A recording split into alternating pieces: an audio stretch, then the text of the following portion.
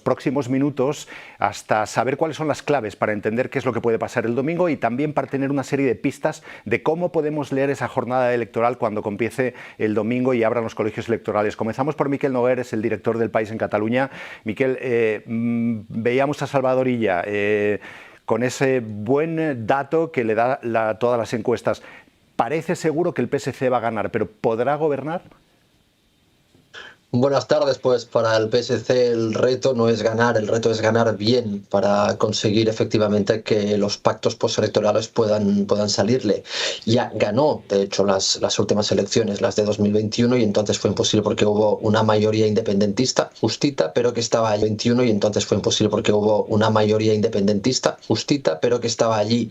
Y funcionó para la investidura, para nada más, recordemos, porque la investidura de Pere Aragonès fue posible gracias a sus votos de Esquerra Republicana, también a los de Junts per Catalunya y a la CUP. La CUP se descolgó casi inmediatamente del apoyo a ese gobierno. Junts lo hizo un poco más tarde, incluso saliendo del gobierno. En este caso, para Salvador Illa, lo importante, lo ha dicho en ese corte que escuchábamos, apelaba a esos 1.200.000 catalanes que el pasado verano votaron por Pedro Sánchez. ¿Por qué lo dice? Porque el PSC tiene un voto dual muy importante en Cataluña. Él recibió apenas o prácticamente 700.000 votos hace 3 años, que es casi la mitad de lo que recibió Sánchez en verano. Entonces, lo que están intentando es movilizar a esa gente que en algún momento ha votado socialista para que vuelvan a hacerlo este domingo. En el caso del independentismo, Miquel, Puigdemont, la única manera que sea presidente de la Generalitat es que el independentismo sume.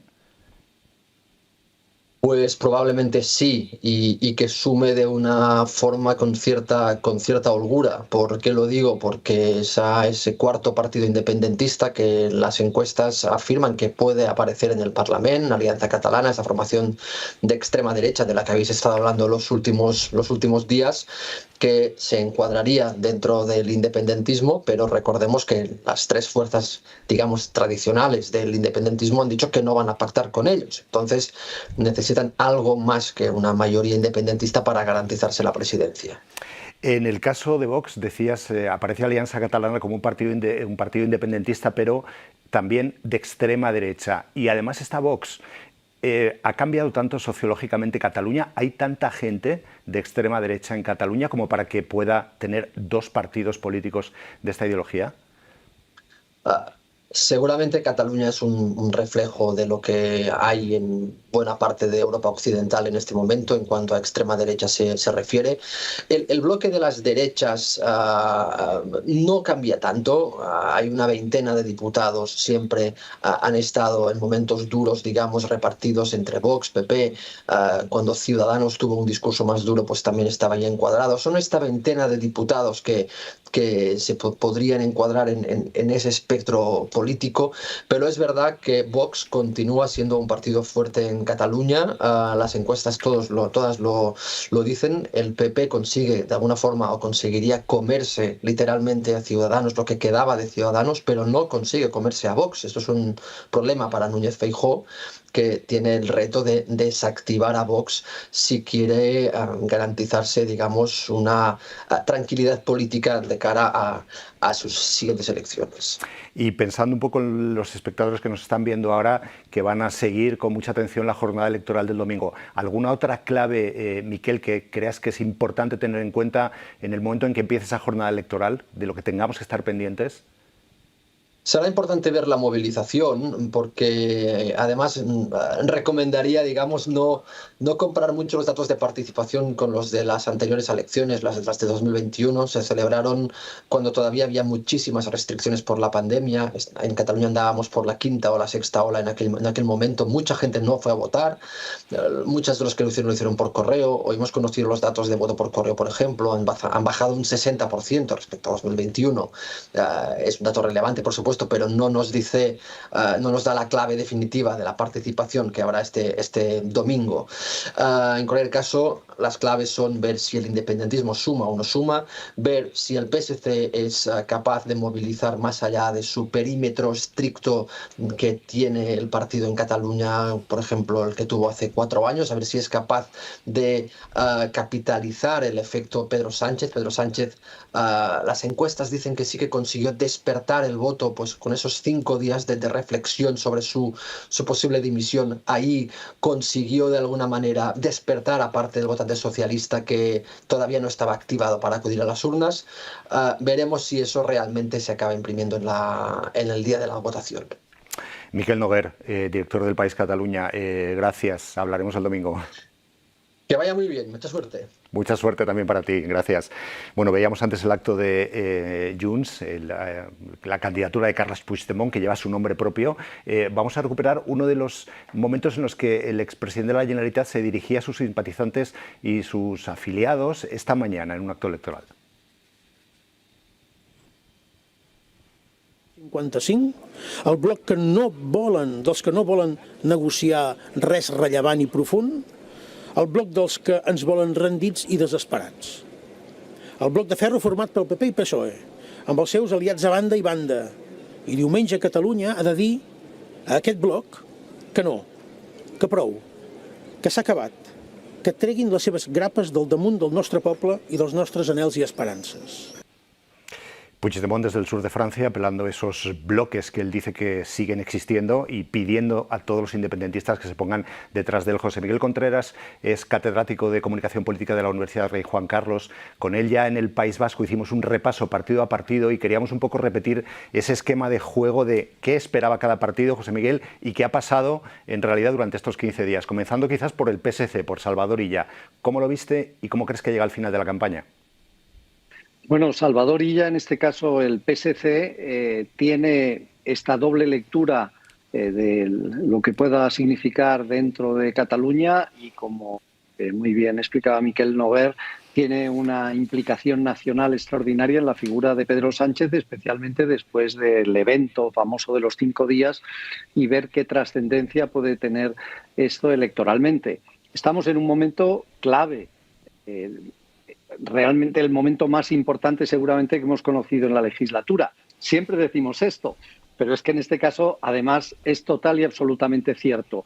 De alguna manera se va a someter a la votación popular la política más importante que ha aplicado Pedro Sánchez en esta legislatura, su pacto que le llevó a la presidencia con la decisión de la ley de amnistía, que por vez primera, digamos, va a pasar las urnas en Cataluña. Por tanto, este era el objetivo fundamental que tenía la campaña del PSC, el intentar ver si de alguna manera los catalanes avalan esta decisión, esta nueva política que tanto desgaste ha podido tener en otros territorios y que, desde luego, si no obtiene un amplio respaldo por parte de los ciudadanos en estas elecciones, puede suponer una grave crisis dentro de, no ya del PSC, sino incluso del gobierno de Pedro Sánchez en Madrid. ¿Qué es un gran resultado o dónde puede estar el límite? Pues es difícil saber, porque evidentemente dependerá del resultado de los otros partidos. Pero por simplificarlo y para intentar ya marcar líneas de cara a lo que pueda ocurrir el domingo, Salvador Illa necesita tener una amplia ventaja sobre el segundo en las encuestas, que según parece ahora es Puigdemont. ¿Qué es una amplia victoria? Pues también tenemos el problema del sistema electoral entre votos y número de diputados, pero estamos hablando de que realmente todo lo que sea moverse por encima de 5 puntos, por encima de 8 puntos, sería espectacular, y si es más, realmente sería una victoria histórica absolutamente inusual. Y el otro factor, primero, por tanto, la diferencia respecto a Junts, y luego lo que antes hablaba Miquel Noguer, el reparto de bloques, es decir, que el independentismo no consiga la mayoría, que abriría otra grave crisis, porque si evidentemente todas las políticas realizadas por Pedro Sánchez no conllevan el que en Cataluña el independentismo no consiga ser mayoritario, de nuevo se abriría una crisis significativa. Por tanto, esta ha sido una campaña que respecto a otras autonomías o otras elecciones autonómicas, siempre en Cataluña tiene un peso muy especial el voto dual, pero pocas veces como esta, la campaña socialista tiene trascendencia nacional, ha tenido presencia nacional. Pedro Sánchez ha estado en Cataluña de manera muy significativa y, por supuesto, Zapatero, que se apunta a todas porque está en alza y en forma, y esto le ha dado una relevancia, desde luego, de unidad al partido y de saber que se la están jugando al límite máximo.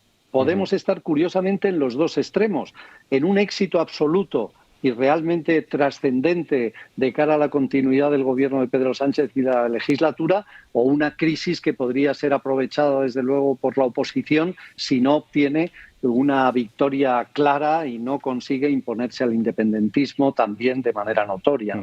De esa otra parte del independentismo, ¿qué destacas? Me imagino que la figura de Puigdemont desde la comunicación política tiene multitud de aristas, porque es un caso casi único, ¿no? Pero esa alza en las encuestas, ese crecimiento a lo largo de esta campaña, en detrimento también de quién. ¿Es Esquerra la que está perdiendo votos a favor de Puigdemont? ¿Cómo valoras lo que ha sido el independentismo al principio de la campaña y cómo llega al final de esta campaña? Sí, el diseño de la campaña, desde luego, de Junts, igual que la campaña del PSC, ha estado muy vinculada a un Salvador Illa con un liderazgo manifiesto, pero arropado dentro de lo que es el proyecto de Pedro Sánchez. En el caso de Junts está claro que la figura de Puigdemont ha pasado a tener todavía más protagonismo, si es que alguna vez ha tenido poco, pero ahora más. De hecho, incluso su propio nombre aparece en las papeletas y en el nombre del partido.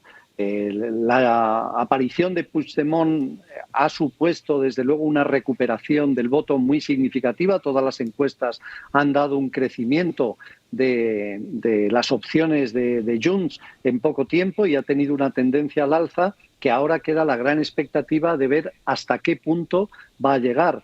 No olvidemos, era muy interesante y habéis hecho mención al corte que hemos oído de Salvador Illa pidiendo al votante que apoyó al Partido Socialista, al PSC, en las elecciones generales, ese 1.400.000, que hablamos casi de un 34% de votos que obtuvo, frente al 23% que había obtenido en las anteriores autonómicas. Ahí hay 10 puntos de voto dual, de voto prestado, que seguramente en las anteriores elecciones parece evidente que debió venir del mundo Esquerra y del mundo Junts. Ahora esto no tendría por qué pasar, o sí, vamos a verlo, y esto va a ser la clave determinante.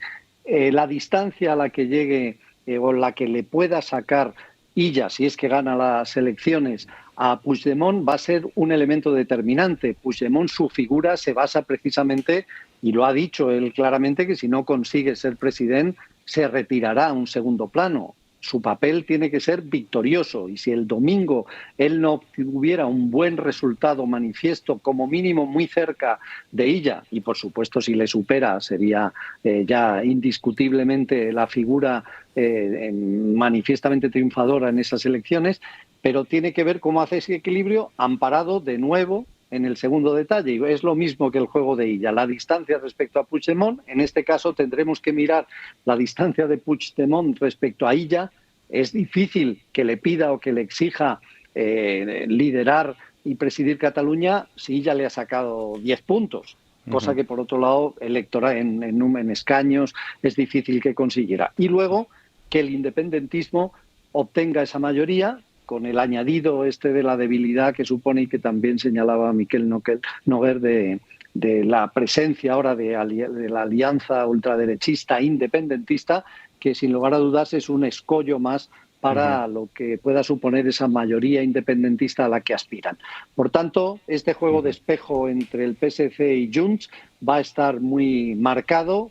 Por un lado, la figura absoluta de Puigdemont, sometido casi a referéndum nacional, y por otro lado, este juego, esta operación de Illa, unida directamente a la figura de Pedro Sánchez y lo que ha representado actualmente el gobierno en Madrid, ¿no?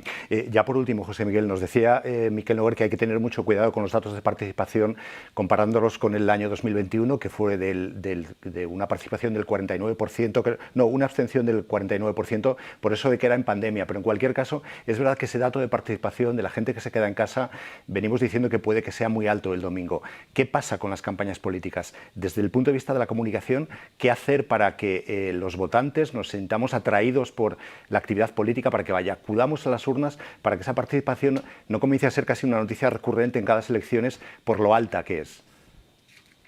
Bueno, vamos a ver a dónde llega el grado de participación. Son unas elecciones muy importantes, pero bueno, tampoco las cifras españolas son especialmente preocupantes o graves respecto a otros países o a otros procesos que puedan producirse en nuestro entorno.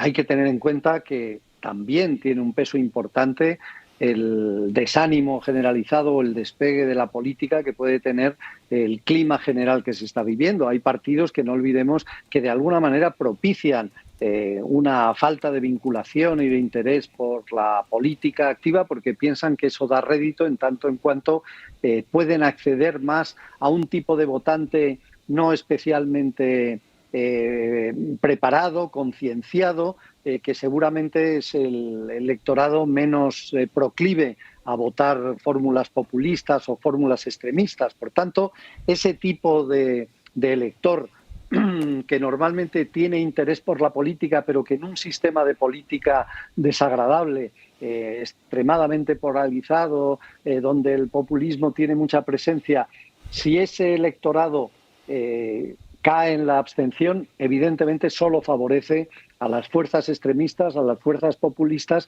que van a arrastrar a un tipo de votante seguramente menos concienciado, pero que al final va a votar sin mayor dificultad en cada proceso diferente.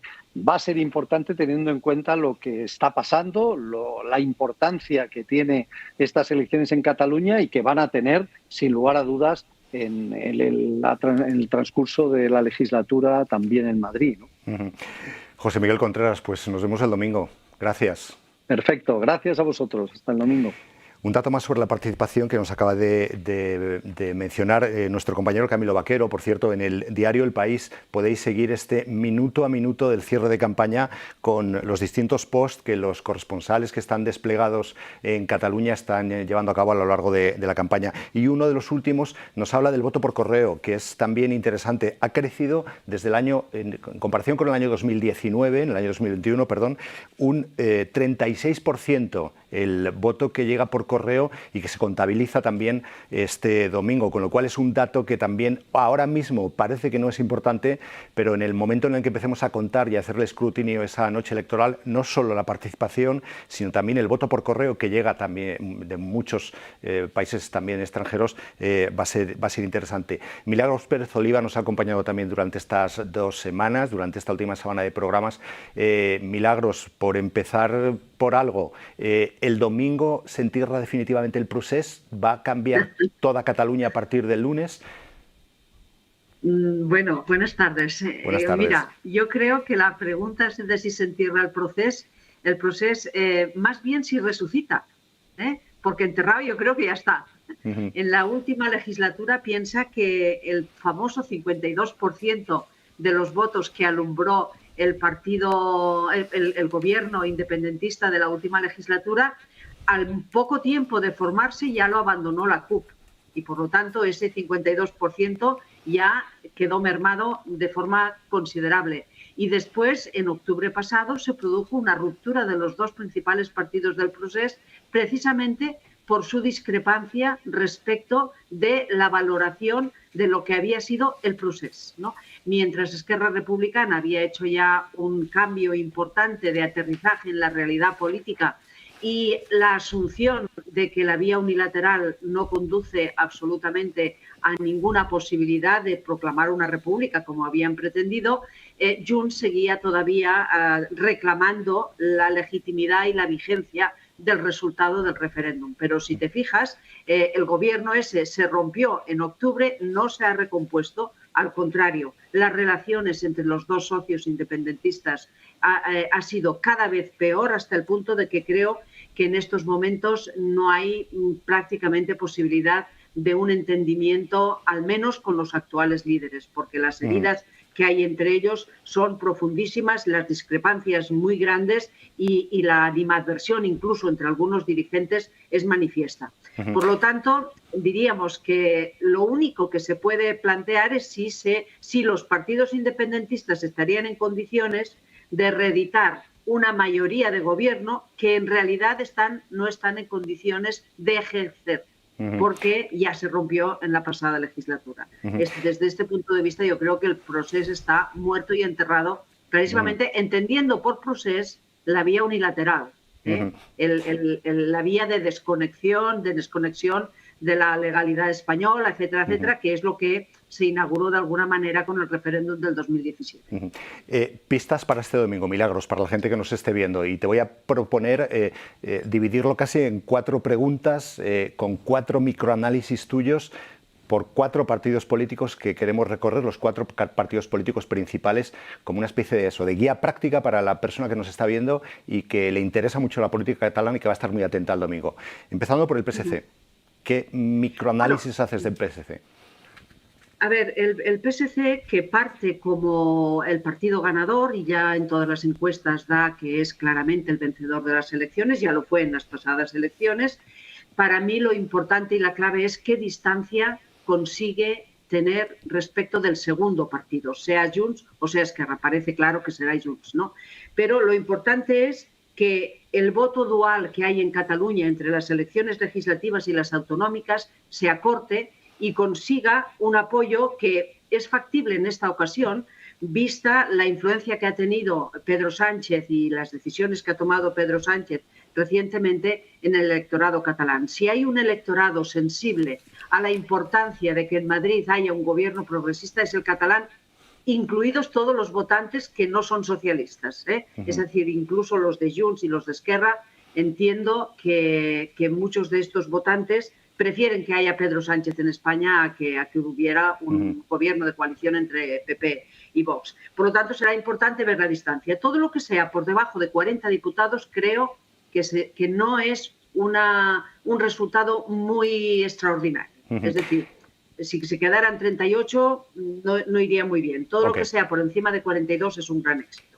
Y después la distancia respecto de Puigdemont. Creo que ella está en condiciones de ampliar la base de los socialistas, tanto por su izquierda, a costa de los comuns, como por su derecha, a costa del antiguo electorado de la antigua convergencia, para entendernos, que no se acaba de encontrar cómoda con la fuga hacia adelante permanente que representa Puigdemont. Ya que mencionas a Puigdemont, Junts, ¿qué balance haces de lo que ha sido la campaña?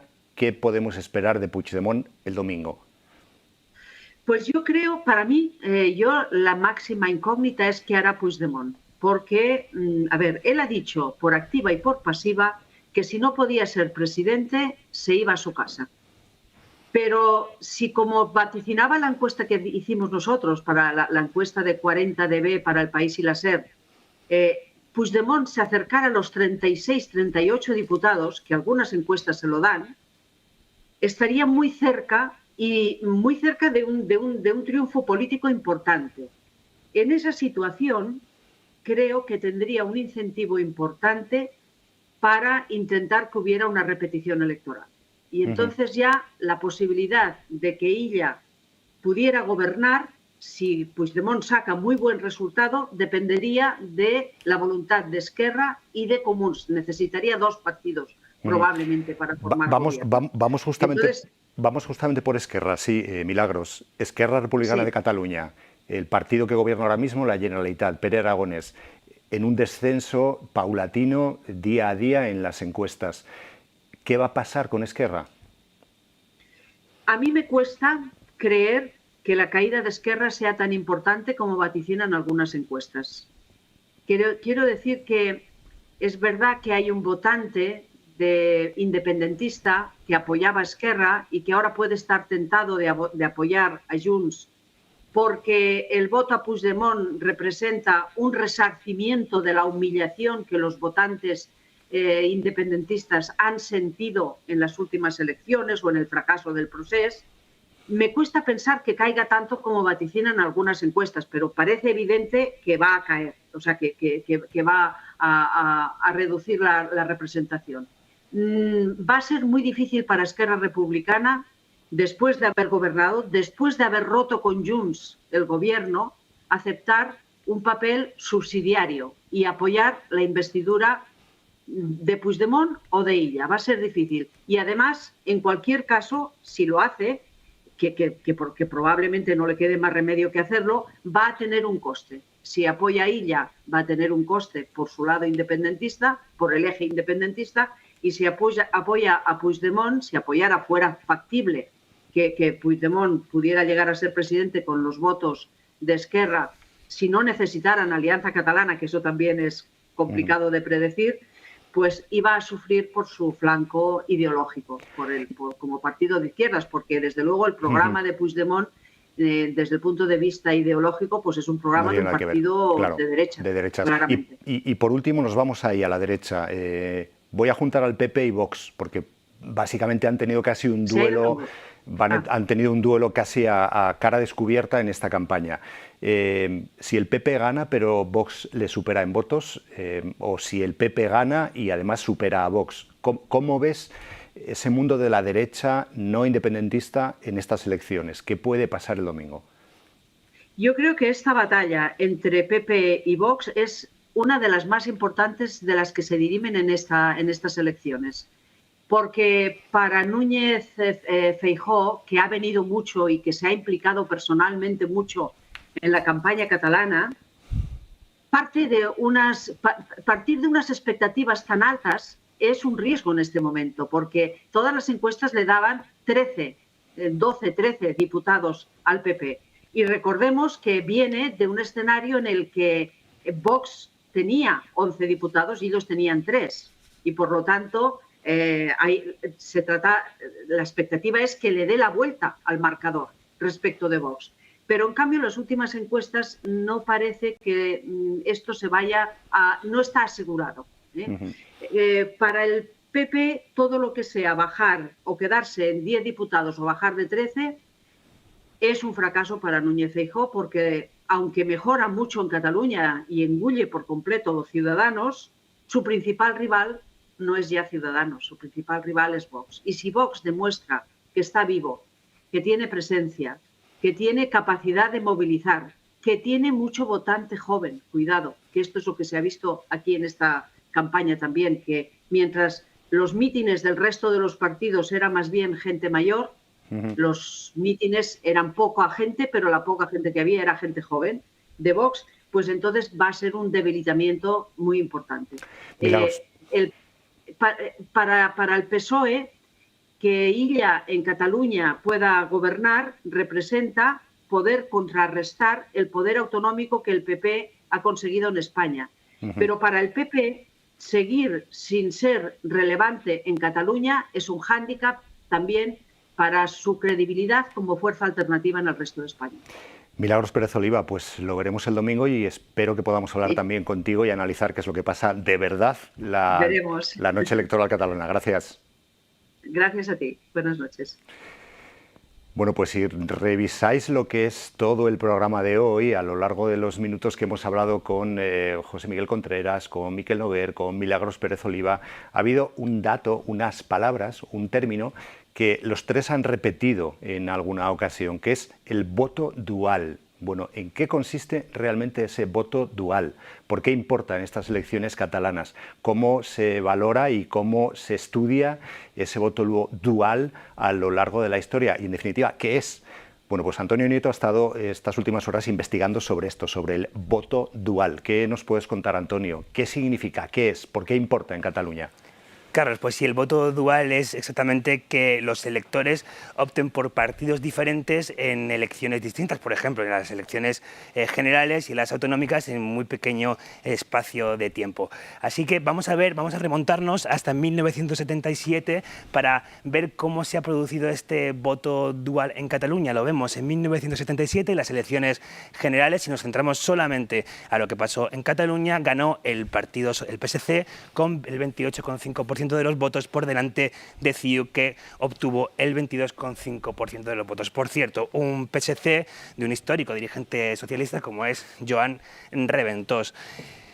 ¿Qué pasó en las siguientes elecciones autonómicas? En las elecciones catalanas de 1980, que fue CiU quien obtuvo el primer puesto con ese 27,6% de los votos por delante del PSC, con un 22,3% y también del PSUC, un CiU de Jordi Pujol, que se convertía en presidente de la Generalitat, la primera de esos 20 años en los que estuvo gobernando. Más ejemplos. En 1982, este voto dual ganaba en las elecciones generales el PSC con un 45,8% de los votos por delante de CiU, que obtenía un 22,5%. Bastante diferencia. ¿Y qué pasaba en las siguientes elecciones, en las catalanas? Que CiU se aupaba hasta ese 46,8% y el PSC obtenía un 30%. Vemos esta diferencia de gran calado entre las dos elecciones. Seguimos, 1999. Parece que se rompe ese voto dual. El PSC consigue ganar en votos, no en escaños. Consigue el 37,85% de los votos por delante de CiU. Lo que pasa es que CiU consiguió 2 escaños más. ¿Y qué pasó con el PSC? ¿Consiguió gobernar?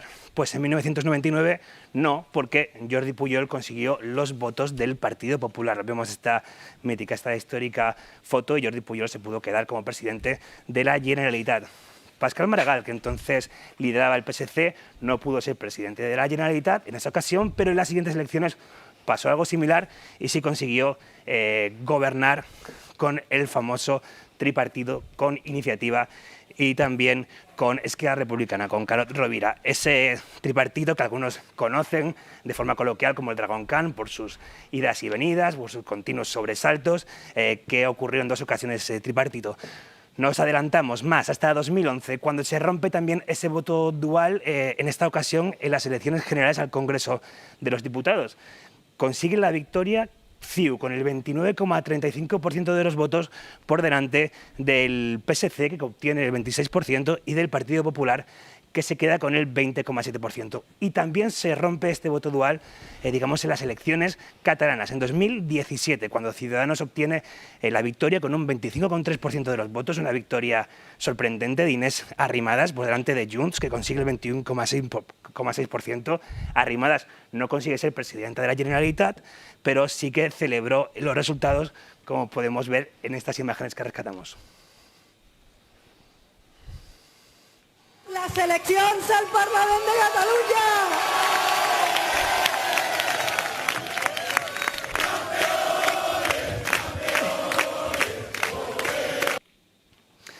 Veíamos este momento, Inés Arrimadas no pudo ser presidenta de la Generalitat porque no le daban los votos, los escaños en el Parlamento, y en las siguientes elecciones pasaba algo similar. No ganaba un partido nacionalista o independentista, sino que ganaba en 2021 el PSC de Salvador Illa, que se presenta a estas elecciones. Conseguía un 23% por delante de Esquerra Republicana con un 21% y también de Junts. Veíamos aquí a Salvador Illa celebrando esos resultados, que tampoco le sirvieron para llegar a la presidencia de la Generalitat.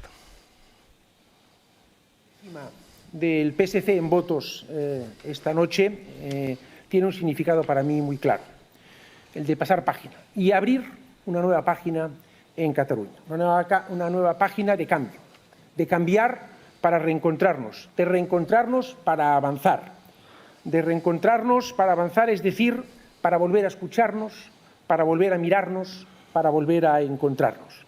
Como dije al inicio de la campaña, Cataluña ha vuelto, la Cataluña que nunca ha dejado de ser ha vuelto esta noche. También vemos este voto dual en los bloques, las elecciones generales. Por ejemplo, vemos esta evolución de escaños en las elecciones generales al Congreso en Cataluña, y si trasladamos este voto dual vemos como de siempre han ganado los partidos no nacionalistas frente a los nacionalistas o los que a partir de un año sí que defendieron tesis independentistas. Y si nos vamos a las del Parlamento catalán, también vemos que ese equilibrio de fuerzas se ha mantenido prácticamente siempre, menos 1980. Las fuerzas nacionalistas o independentistas siempre han conseguido sumar más que las no nacionalistas. Esto va a ser clave, Carlos, para los resultados de este domingo, que veremos si este equilibrio que se ha mantenido finalmente cambia. Bueno, será otro de los temas que tendremos que tener en cuenta esta noche electoral, ¿no? A tener en cuenta en relación con otras comunidades donde no está tan claro que exista este voto dual, pero en Cataluña es súper importante, ¿verdad? Eso es, como decíais, es una cuestión, un factor, un fenómeno característico de esta comunidad. Gracias, Antonio Nieto. Una precisión, por cierto, de lo que decíamos antes del voto por correo. Ha crecido un 36% en relación al año 2017, que es justamente las últimas elecciones que hubo antes de la pandemia. Antes yo creo que os dije que era 2019, no, 2017, las últimas elecciones antes de la pandemia. Respecto a esas elecciones, el voto por correo ha crecido un 36%. Dos miradas más. Una de un periodista que nos ha acompañado también durante todas las campañas electorales, que ha visto la campaña desde Madrid, y otro que, estando en Madrid, se ha desplazado a Cataluña. Josué Coello y Javier Escartín. Josué, tú has estado aquí en Madrid y hay otro de los asuntos que también es reincidente en esta campaña. El Partido Socialista insiste en que, pase lo que pase en Cataluña, esto no va a afectar a la gobernabilidad en el Congreso o en Madrid. Pero lo cierto es que, viendo cómo son los equilibrios de fuerzas dentro del Congreso de los Diputados, ¿hasta qué punto esto va a ser así en función del resultado del domingo? Hola Carlos, ¿qué tal? Sí, en el PSOE, fíjate, hay dos discursos. Uno en público, donde asumen con normalidad estas elecciones del próximo domingo, dan por hecho que Salvador Illa va a tener un buen resultado, y ellos confían, el plan del PSOE en estas elecciones es que el independentismo no consiga una mayoría. Si eso ocurre, en el PSOE, más en privado, sí que te reconocen que a partir del próximo lunes comienza una nueva partida de gobernabilidad en el Congreso de los Diputados. Fuentes del PSOE nos dicen que no creen que, si no hay una mayoría independentista, ni Junts ni Esquerra tienen motivos para tumbar al gobierno de Sánchez y provocar un adelanto electoral, sobre todo porque la alternativa sería un gobierno de Partido Popular y de Vox. Por lo tanto, esas fuentes del PSOE, esas voces privadas dentro del PSOE, confían en que no haya una mayoría independentista y que, por lo tanto, el juego de equilibrios, que además son muy exiguos en el Congreso de los Diputados, no cambie, y que tanto Esquerra como Junts, sus 7 diputados en cada uno de los casos, puedan seguir apoyando al gobierno de Pedro Sánchez. Por lo tanto, ellos confían en un buen resultado de Salvador Illa para este domingo, pero a la vez confían en que ese buen resultado sirva para que no haya un bloqueo en Madrid, en el Congreso de los Diputados, y tanto Esquerra como Junts sigan apoyando al gobierno como con diferencias, pero lo han hecho hasta ahora. Javier, tú has estado toda la semana ahí en Cataluña siguiendo la campaña. ¿Qué sensación te ha dado? ¿Qué balance haces tú? ¿Qué análisis haces tú de lo que has visto, de cómo ha ido evolucionando esta campaña en los últimos días? Hola Carlos, bueno, yo creo que ha sido una campaña bastante tranquila, un poco también lo que podíamos imaginar previamente. Es verdad que comenzó con un poco salpicada por ese anuncio de Pedro Sánchez, ¿no? Esa reflexión durante 5 días en la que iba a decidir si seguía o no como presidente del gobierno. Algunos vieron incluso una estrategia del presidente del gobierno para influir en las elecciones catalanas y favorecer a su candidato, a Salvador Illa. Una vez que se resolvió el enigma y confirmamos que Pedro Sánchez continuaba como presidente, bueno, se reactivó esa campaña en Cataluña. Y yo creo que el gran titular es que, a diferencia de lo que vivimos en 2021 y sobre todo en 2017, el independentismo, la situación, lo que es la temática independentista que ha abarcado durante muchos años la política catalana, que de hecho lo sigue haciendo, por supuesto, todavía. Pero es verdad que en esta campaña yo creo que se ha quedado en un lado, ¿no? Obviamente se ha hablado mucho, se ha hablado del referéndum, pero creo que en esta campaña, con respecto a las anteriores, por primera vez se ha puesto el foco pues en lo que realmente le preocupa a los ciudadanos en muchas de las ocasiones, ¿no? Como puede ser la sequía, la política fiscal, que de eso sí que se ha hablado mucho, infraestructuras, inmigración, tanto por el lado independentista con la Alianza Catalana como también por la parte constitucionalista, como son PP y Vox. también de vivienda, aunque como ya dijimos el otro día, quizá menos de lo que cabía esperarse, y todo lo que se ha hablado ha sido de pactos, ¿no? Yo creo que ha sido la salsa de los debates que se han celebrado estos últimos días en Cataluña, y más de con quién va a pactar cada partido, ha sido más bien lo contrario, ¿no? ¿Cuáles son los vetos, ¿no?, que ponen en lista todos los partidos y que van a hacer muy difícil la gobernabilidad en Cataluña si no dan las cifras para esa mayoría absoluta independentista, porque por lo visto tampoco Esquerra parece muy predispuesta, al menos en teoría, a ser muleta para un gobierno de ella. Hablábamos antes de la gobernabilidad en Madrid en función de las mayorías que existan en el Parlamento de Cataluña, pero, Josué, el PP también de alguna forma se la juega en Cataluña en función de los resultados que tenga, ¿no? Sí, lo decía hace unos minutos Milagros Pérez Oliva. En el Partido Popular también hay dos lecturas, una muy positiva y es en base a las encuestas, a los números, que dicen que va a triplicar el número actual de diputados que tiene el Partido Popular, va a absorber prácticamente todo el voto de Ciudadanos. Y luego hay otra lectura menos optimista, o al menos no tan clara en el corto plazo, y es sorpasar a Vox. En el Partido Popular la estrategia clara es superar a Vox en número de diputados, los 10 que tiene actualmente la formación de Santiago Abascal en el Parlamento.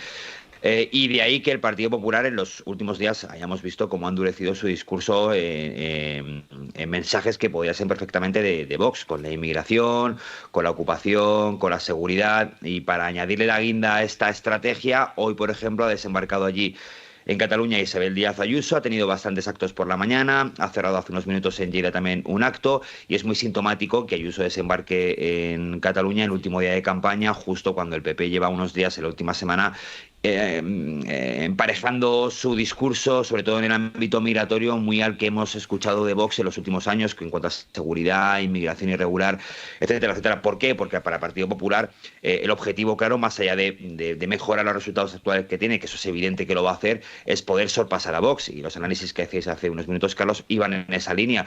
Para el PP sería un irregular resultado, digamos, si tiene un mayor número de diputados, pero no consigue sorpasar a Vox, y será un grandísimo resultado electoral para el PP si consigue sorpasar a la extrema derecha, y todo eso luego llevado a Madrid a partir del lunes, cuando hayan finalizado estos comicios. El PP seguirá con su estrategia, que es de acoso y derribo por todos los frentes, haciendo oposición en todos los sentidos al gobierno, con el objetivo de desgastarlo. Y eso le daría fuerza al PP si consigue, como te digo, un buen resultado que pasa para los populares por sorpasar a Vox. Una clave más a nivel nacional, Josué, y también de la que hemos hablado poco, Sumar fracasa en Galicia, que es la tierra de Yolanda Díaz. En el País Vasco salva prácticamente los muebles de una forma un poco extraña, pero claro, los comunes en Cataluña son muy fuertes y me imagino que quieren seguir siendo fuertes. ¿Cómo se está viendo, os pregunto a los dos, pero casi, Josué, desde el punto de vista nacional, qué se juega Yolanda Díaz en Cataluña? Fíjate, Carlos, que del ecosistema de Sumar, de todos los partidos que están dentro de la coalición, los Comuns es el partido más asentado institucionalmente junto con Izquierda Unida. Comunes llevan años en la política en Cataluña, incluso han tenido alcaldías importantísimas como es la de Barcelona, que han gestionado en los últimos 8 años, y es un partido muy asentado. De hecho, en cuanto a la base de Sumar, en cuanto a su estructura orgánica, Comuns tiene mucha relevancia y mucha importancia. Ellos actualmente tienen 8 diputados. En Sumar saben que las encuestas no les son muy favorables, porque están hablando de 4 o 6 diputados, es decir, podrían perder hasta la mitad de los diputados en el Parlamento que tienen actualmente. La lectura positiva que hacen en Sumar, a pesar de lo que dicen las encuestas, es que podrían ser fundamentales e imprescindibles y entrar en un hipotético gobierno tripartito junto con el PSC y con Esquerra Republicana. Y eso salvaría un poco los muebles ante lo que dicen las encuestas de que van a tener otro mal resultado electoral en Cataluña. Por tanto, si tienen un mal resultado electoral pero consiguen ser llave de gobierno, entrar en el gobierno en un tripartito entre PSC y Esquerra, para Sumar sería un buen resultado.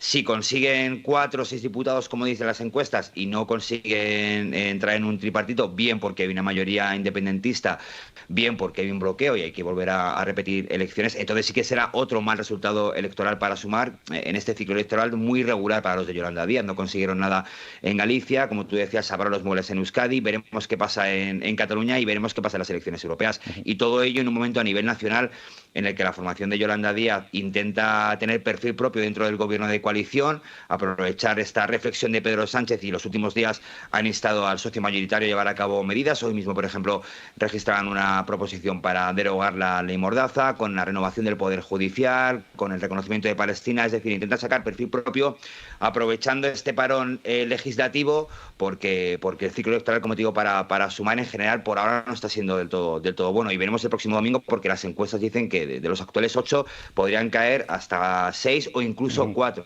Veremos si es así y sobre todo veremos si finalmente, como manejan las tesis del partido, son capaces de poder ser llave de gobierno en un hipotético tripartito con PSC y con Esquerra. ¿Tú cómo lo ves, Javier, la campaña de Sumar? Coincido con Josué. La verdad es que las encuestas son bastante complicadas para gestionar dentro de los comunes. La sensación ahí también es de cierto desánimo. Además ha sido dos semanas complicadas de campaña. Recordemos que además Podem, por ejemplo, retiró el apoyo a los comunes. Dentro de la órbita de Sumar, pues por ejemplo a Errejón no le hemos visto mucho por aquí, a diferencia de lo que ocurrió en Galicia, donde estuvo en 6 ocasiones. En el País Vasco, en la campaña vasca estuvo en 2. Aquí, por ejemplo, el que es el portavoz de Sumar en el Congreso, pues solamente ha estado una única visita en Mataró. Vimos, por ejemplo, también como Manuel Castells, una figura que estuvo en el anterior gobierno, en la anterior legislatura, con el gobierno de Pedro Sánchez, que precisamente fue la figura, ¿no?, de los comunes dentro del gobierno. Aquí ha dado, en este caso, en la campaña, su apoyo a Salvador Illa. Es decir, que la verdad es que la campaña no está siendo fácil de gestionar para los comunes, también teniendo en cuenta un poco cómo se está desinflando Sumar y todos los partidos que concentran esta formación en las campañas, en las elecciones precedentes, en las gallegas y en las vascas.